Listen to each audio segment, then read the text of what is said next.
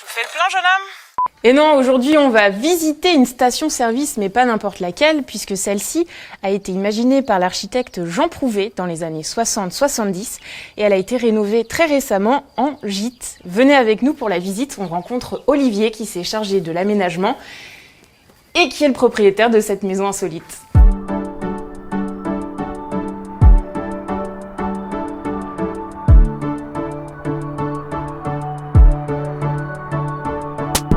Alors, je m'appelle Olivier, on est en Dordogne, dans le Périgord, et dans un village qui s'appelle Angoisse. Et là, on est dans la station Prouvé, donc c'est un gîte design qui date des années 70, à l'origine une station-service. Donc je vais vous inviter à rentrer à l'intérieur. Donc ça, c'est la porte d'origine de la station, qui était le magasin du pompiste, voilà.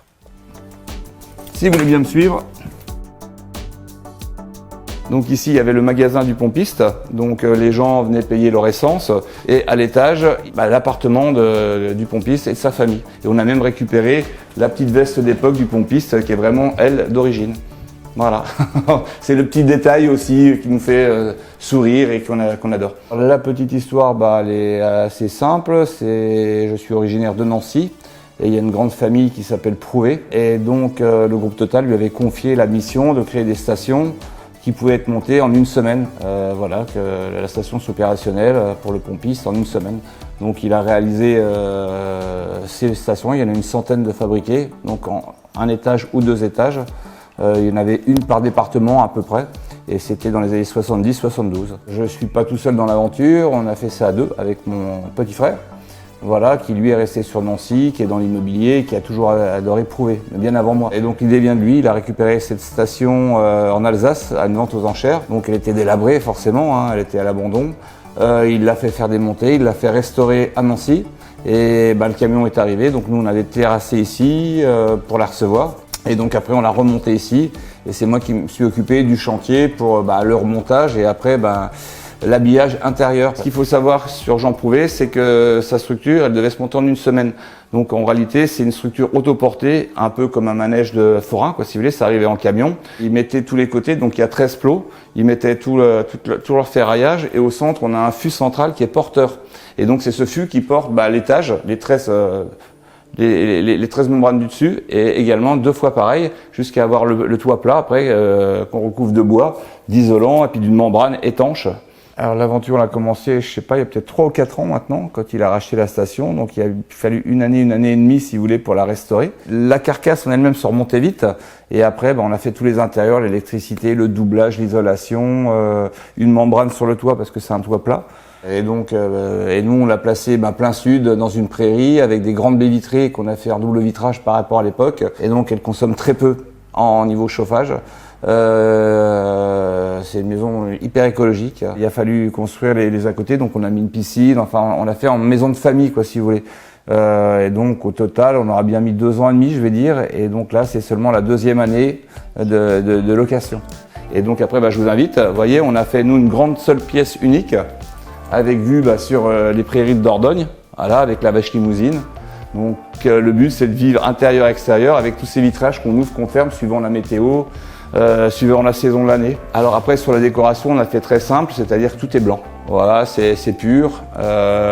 Après côté mobilier on a mis le minimum vital, c'est-à-dire une grande table et des chaises, une cuisine avec un îlot où on peut tous se retrouver pour cuisiner, pour boire l'apéritif également. Une petite partie salon, très très pure, et puis pareil, vous avez du mobilier, des lampes, enfin des choses qu'on trouve pas forcément ailleurs. Alors le petit œuf, c'est pareil, c'est d'un designer, moi je connais pas le nom du designer, si vous voulez, il existait dans toutes les couleurs, en rouge, en bleu, en vert, etc. C'est des choses étanches, donc qui peuvent se fermer.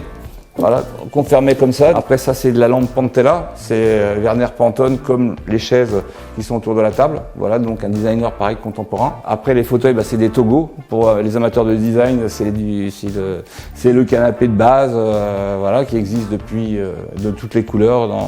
La forme est restée la même.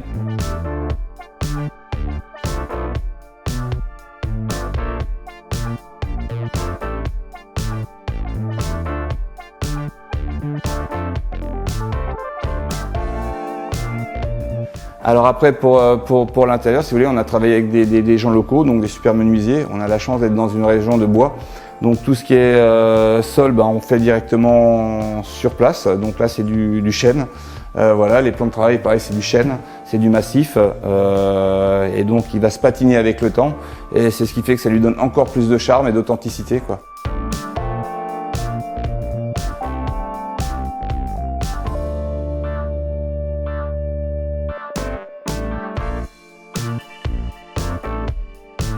Donc à l'étage, on a fait une grande salle de bain, donc avec une grande douche, un double lavabo. Alors on a fait, notre menuisier nous a fait également des meubles sur mesure. Alors à l'étage, on va trouver 3 chambres avec des lits en 160, donc 3 chambres doubles. Donc dans chaque chambre, on a fait ce qui fait également guise de séparation des chambres. Donc on a fait un grand placard, voilà, donc il n'y a pas de cloison, c'est le placard qui fait la cloison entre les chambres.